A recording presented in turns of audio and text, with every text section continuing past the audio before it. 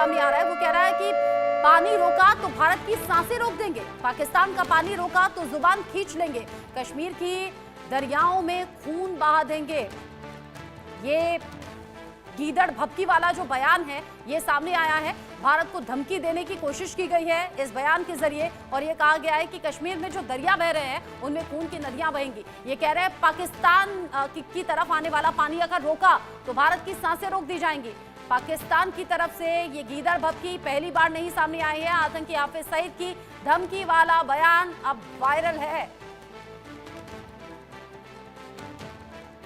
देखिए बिल्कुल रचना, जिस तरीके से ये धमकी देने, अजय एक बार बयान सुना दें कि तू ढाका में खड़ा होकर ढाका यूनिवर्सिटी में ये कहे कि मशरकी पाकिस्तान को हमने तोड़ा, बांग्लादेश हमने बनाया, रक्त हमने बहाई, खून कहता, मोदी कहता खून मैंने दिया, और तू वहां ये बकवास करे और कहे कि हाफिज सईद चुप रहे और मैं चुप नहीं रहूंगा।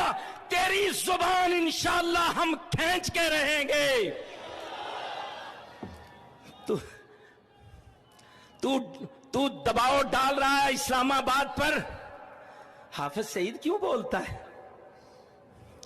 और तू बोलेगा तो हम बोलेंगे इंशाअल्लाह। तू कहेगा कि पाकिस्तान का पानी रोकेंगे, कश्मीर के अंदर डैम बना के तुम पाकिस्तान के पानी को रोकोगे, पाकिस्तान की ज़राअत सनत का खात्मा करके, पाकिस्तान की मईशत तबाह करके, सी पैक के मंसूबे नाकाम करने के लिए तू बड़के मारेगा और तू चाहेगा हम चुप रहे। सुन, अगर तू पानी बंद करेगा इंशाअल्लाह हम तेरी सांस बंद करेंगे, इन दरियाओं में फिर खून बहेगा। हालांकि पहली बार नहीं है कि हाफिज सईद की तरफ से गीदड़ भभकी सामने आई हो, लेकिन अजय आज तो ऐसा लग रहा है बोलते बोलते ही जुबान खींच ली जाए इसकी। देखिए बिल्कुल रचना, जिस तरीके से हाफिज सईद के ये बयान आते हैं, हालांकि ये बयान जो है वो पहले का पुराना है, मगर आपको बता दूं कि ये बयान सुनकर किसी भी भारतीय का खून खोल जाएगा और बता दे हाफिज सईद अगर सामने हो कि उसकी क्या औकात है। मगर पाकिस्तान में रहता है और पाकिस्तान जैसा देश जो है ऐसे आतंकियों को अपनी गोद में बिठाकर पालता है, सेना की सुरक्षा में रखता है, और इसी वजह से ये अभी तक जिंदा है।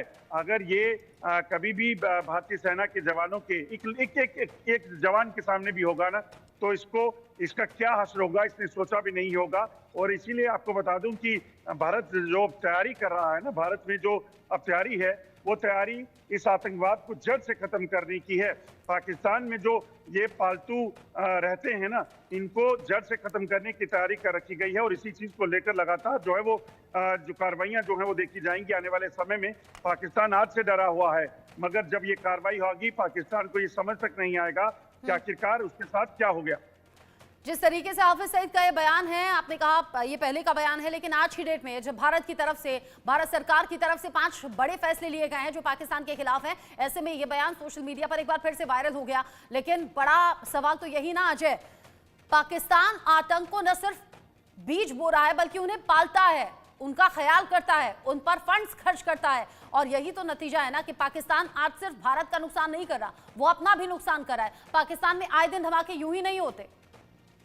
देखिए रचना, सबसे बड़ी बात यही है कि पाकिस्तान इन आतंकियों को पालता है। पाकिस्तान खुद एक टेररिस्ट स्टेट है जो आतंकी पैदा करती है, और ऐसा देश है जो आतंकियों को पैदा करके उनको पालता है। और फिर दुनिया के किसी भी देश में अगर इस्लाम के नाम पर कहीं कुछ करवाना है, या ये कहेंगे कि इन आतंकियों का एक्सपोर्टर है, दरअसल इन्हीं से दुनिया के देशों से पैसा कमाता है, और उसके बाद उन आतंकियों से जो पैसा आता है वो वहाँ की सेना के अफसर अपनी ऐशोआराम के लिए इस्तेमाल करते हैं, वहाँ के मंत्री ऐशोआराम के लिए इस्तेमाल करते हैं। आप सोचिए, पिछले अगर आप 30 सालों में देखेंगे पाकिस्तान में जो भी मुख्य प्रधानमंत्री बना वो जेल के भीतर गया, किस लिए? क्योंकि उसके पास जो पैसा था वो करप्शन का पैसा था, और उसको जब पता चला तो ये सिलसिला समझ हुआ।